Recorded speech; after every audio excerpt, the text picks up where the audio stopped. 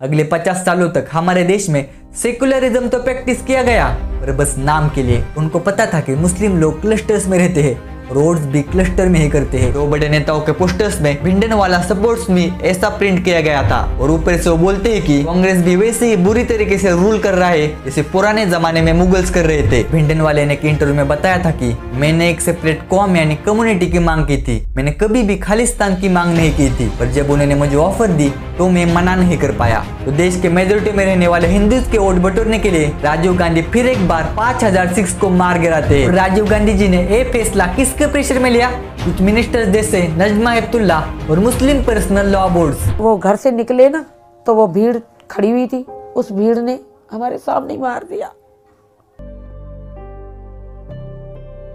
इस वीडियो में हम बात करने वाले हैं कि कैसे हमारे पॉलिटिशियंस रिलीजन का यूज करके हमें कई सालों से बेवकूफ बनाते आ रहे हैं। इसे हम समझेंगे हिस्ट्री के कुछ इवेंट्स के बेसिस पर। और उससे पहले मैं क्लियर कर दूं कि मैं किसी पार्टी के साथ या फिर अगेंस्ट नहीं हूँ, मैं बस आपको अवेयर करना चाहता हूँ उन लोगों से जिन लोगों को आप कुछ ही दिनों में वोट करने वाले हो।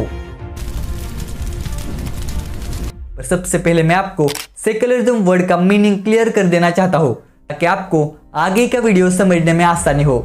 सेकुलरिज्म मतलब पॉलिटिक्स और रिलीजन को अलग अलग रखना। आसान भाषा में किसी भी रिलीजन का गवर्नमेंट पे इन्फ्लुएंस ना होने देना। आजादी के पहले ब्रिटिशर्स ने डिवाइड एंड रूल पॉलिसी का यूज किया, जिसकी वजह से वो हम पर कई सालों तक राज कर पाए। फिर 1947 को हमें आजादी मिली और हमारे देश के प्राइम मिनिस्टर जवाहरलाल नेहरू जी ने रिकॉग्नाइज किया कि ब्रिटिशर्स ने हमें डिवाइड करके एक बहुत गहरा घाव दिया है जो हमें किसी नई तरीकों से भरना होगा।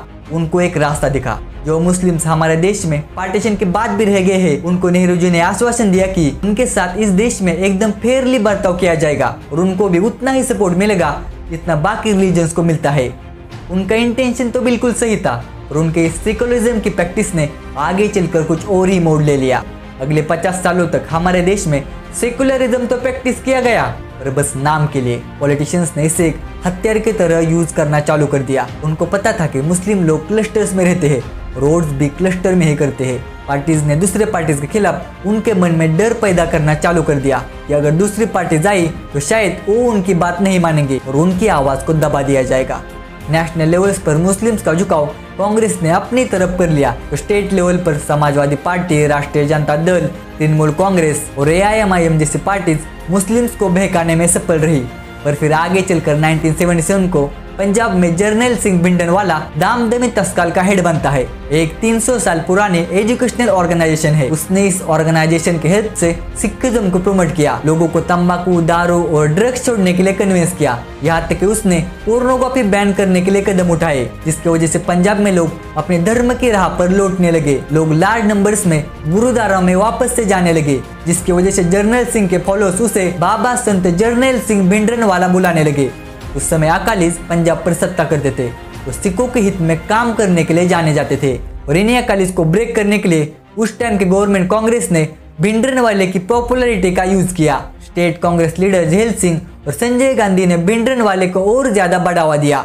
और इससे भिंडरवाले ने आगे चलकर कुछ हद से ज्यादा एक्सट्रीमिस्ट कदम उठाए। इसने 3 निरंकारी बाबा और 12 सिखों को मार गिराया, पर कांग्रेस गवर्नमेंट ने उसको अरेस्ट होने से बचाया और साथ ही लोगों के दिल में उसकी एज ए हीरो पब्लिसिटी की। जाहिर सी बात है, आगे चलकर वो उसका अपने पॉलिटिकल फायदे के लिए यूज करने वाले थे। 1980 के जनरल इलेक्शंस में भिंडरवाले ने खुल के कांग्रेस का प्रचार किया। 2 बड़े नेताओं के पोस्टर्स में भिंडरवाला सपोर्ट्स मी ऐसा प्रिंट किया गया था। जब भिंडरवाले ने दिल्ली में रैली निकाली तो उस रैली में उसने खुलेआम गन शो किया और पुलिस ने भी उसका विरोध नहीं किया और ना ही गवर्नमेंट ने, क्योंकि उनको इलेक्शन तक चुप रहना था और सिख कम्युनिटी से वोट बटोरने थे। और जैसे इलेक्शन हुए तो पंजाब और सेंटर दोनों में ही कांग्रेस की सत्ता आई और गवर्नमेंट ने अपने रंग दिखाना चालू कर दिया। 1981 में जब भिंडरवाले ने लाला जगत नारायण की हत्या की तो उसके खिलाफ पहली बार अरेस्ट वारंट निकाला गया। भिंडरवाले को अरेस्ट भी हुई, पर लोगों की प्रोटेस्ट के कारण उसे छोड़ा गया। फिर 1982 में कांग्रेस और अकालीज में निगोशिएशंस होते हैं, पर 1983 में सरकार चंडीगढ़ हरियाणा को दे देती है और साथ ही रिवर्स का पानी दोनों स्टेट्स को शेयर करने के लिए बोलती है। इसकी वजह से अकालीज भी स्टेट असेंबली से रिजाइन कर देते हैं और ऊपर से वो बोलते हैं कि कांग्रेस भी वैसे ही बुरी तरीके से रूल कर रहा है जैसे पुराने जमाने में मुगल्स कर रहे थे। ये सारे इवेंट्स भिंडरवाले को और भी ज्यादा वायलेंट और एक्सट्रीमिस्ट बना देते हैं। भिंडरवाले ने एक इंटरव्यू में बताया था कि मैंने एक सेपरेट कौम यानी कम्युनिटी की मांग की थी, मैंने कभी भी खालिस्तान की मांग नहीं की थी, पर जब उन्होंने मुझे ऑफर दी तो मैं मना नहीं कर पाया। और आगे चलकर कांग्रेस गवर्नमेंट ने इसी सेपरेटिस्ट भिंडरवाले को मार गिराया जो कभी इनके लिए हीरो था, क्योंकि उसने उनके लिए अब काम करना बंद कर दिया था और साथ ही गोल्डन टेम्पल को डैमेज करके लोगों के रिलीजियस सेंटिमेंट्स को हर्ट किया, जिसकी वजह से अगले 3 ही महीनों में इंदिरा गांधी जी का भी असैसिनेशन किया जाता है। सबको लगता था कि अब तो एक खेल थम जाएगा, पर नहीं। इंदिरा गांधी जी के डेथ के बाद हिंदू सिख्स पर अटैक करना चालू कर देते हैं और जवाब में सिख्स भी हिंदूज पर।